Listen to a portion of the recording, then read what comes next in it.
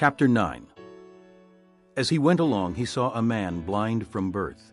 His disciples asked him, "Rabbi, who sinned, this man or his parents, that he was born blind?"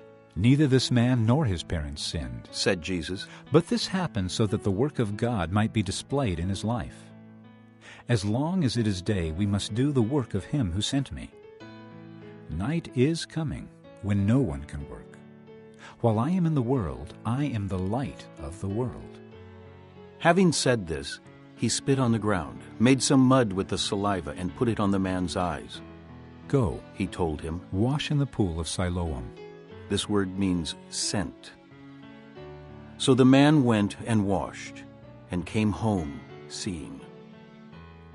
His neighbors and those who had formerly seen him begging asked, "Isn't this the same man who used to sit and beg?" Some claimed that he was. Others said, "No, he only looks like him." But he himself insisted. "I am the man."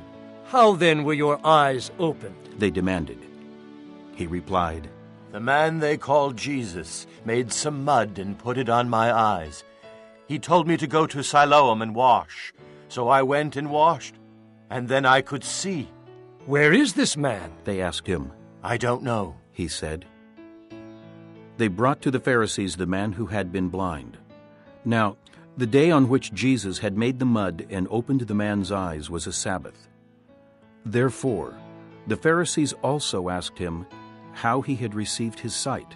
"He put mud on my eyes," the man replied, "and I washed, and now I see." Some of the Pharisees said, "This man is not from God, for he does not keep the Sabbath." but others asked. "How can a sinner do such miraculous signs?" So they were divided. Finally they turned again to the blind man. "What have you to say about him? It was your eyes he opened." The man replied, "He is a prophet." The Jews still did not believe that he had been blind and had received his sight until they sent for the man's parents.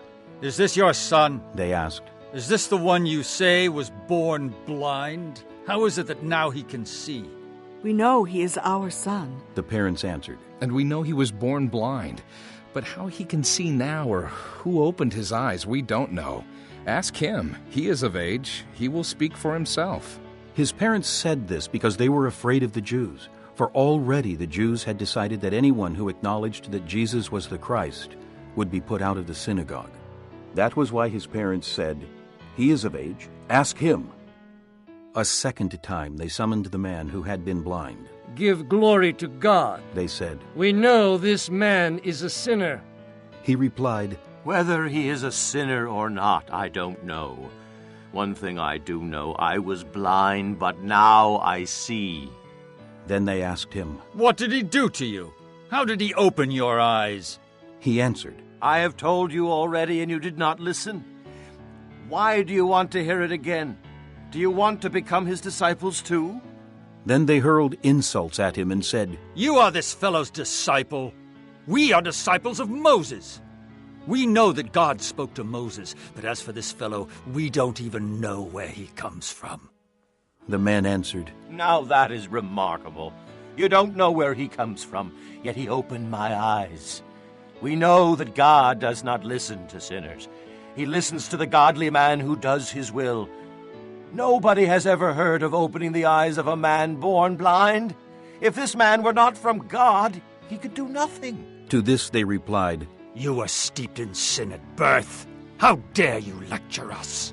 and they threw him out. Jesus heard that they had thrown him out, and when he found him, he said, "Do you believe in the Son of Man?" "Who is he, sir?" the man asked. "Tell me so that I may believe in him." Jesus said, "You have now seen him. In fact, he is the one speaking with you." Then the man said, "Lord, I believe." and he worshipped him.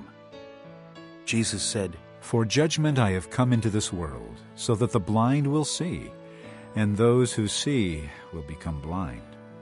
Some Pharisees who were with him heard him say this and asked. "What? Are we blind too?" Jesus said, "If you were blind, you would not be guilty of sin. But now that you claim you can see, your guilt remains." Chapter 9. As he went along, he saw a man blind from birth.